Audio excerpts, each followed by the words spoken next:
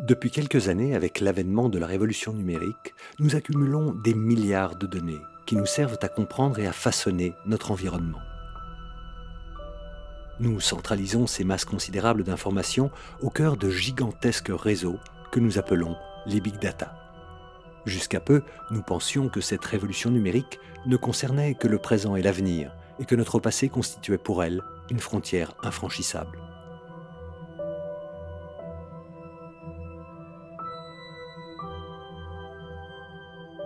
Si vous regardez l'information disponible, vous la comparez avec l'information du passé, vous avez quelque chose qui ressemble peut-être à un champignon. En haut, c'est Big Data du présent. Et puis, plus vous descendez vers le passé, vers le bas, moins d'informations. Il est extrêmement important de rendre l'information du passé aussi facilement accessible que l'information du présent. Pour faire passer l'histoire dans l'ère des big data, une équipe conjointe de l'École polytechnique fédérale de Lausanne et de l'université Ca' Foscari de Venise a lancé un projet ambitieux et unique en son genre, la Venice Time Machine, une machine à remonter le temps qui vise à numériser les quelques 80 km d'archives d'État de Venise.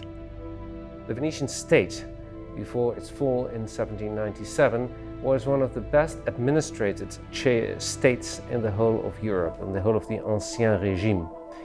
Les Vénitiens étaient un peu les Google du Moyen-Âge. Ils ont inventé avant tout le monde l'idée de la traçabilité.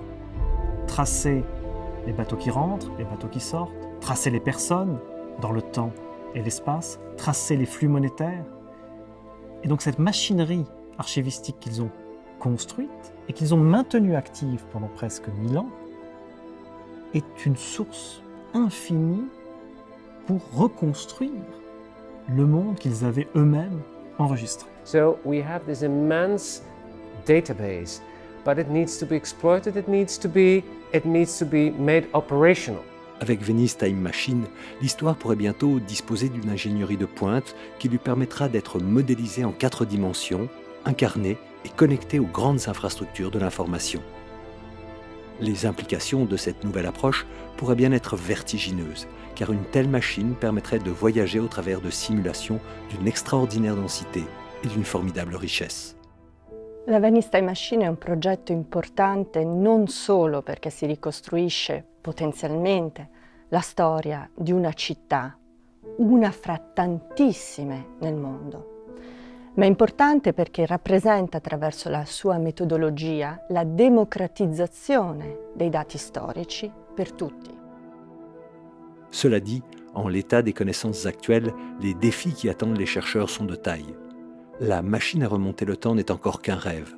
Le chemin jusqu'à sa réalisation, encore long, coûteux et complexe. Pour expliquer l'anatomie de la Venice Time Machine, nous pouvons la découper en plusieurs étapes. La première étape, c'est la numérisation des documents eux-mêmes, donc transformer des objets physiques en images. La seconde étape, c'est transformer ces images en un réseau d'informations. Pour ceci, il faut les lire, les découper, trouver où se situe l'information dans les cartes, dans les tableaux, dans les documents, et construire petit à petit un très grand graphe.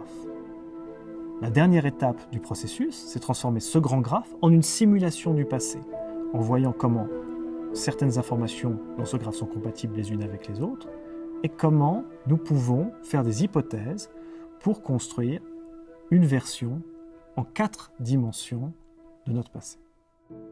La numérisation du passé et les simulations qui en sont tirées posent de nombreuses questions, qu'elles soient d'ordre scientifique, social ou politique. Posséderons-nous les moyens technologiques et humains de gérer une telle quantité d'informations ? Quelles conséquences cette démocratisation du passé aura-t-elle sur nos identités collectives ? La machine à remonter le temps sera-t-elle capable de déjouer les pièges de la subjectivité et de la manipulation idéologique ?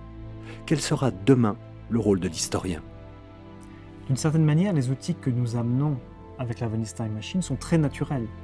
Ce sont des moteurs de recherche, ce sont des représentations cartographiques.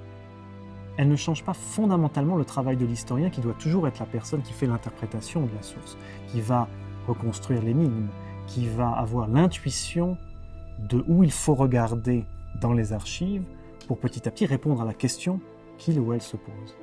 Ceci dit, l'historien va être équipé d'outils absolument novateurs. Des outils qui pourraient un jour dépasser les frontières vénitiennes. Et c'est là l'une des grandes promesses de la Venice Time Machine. En effet, on imagine déjà de la faire fonctionner sous d'autres horizons.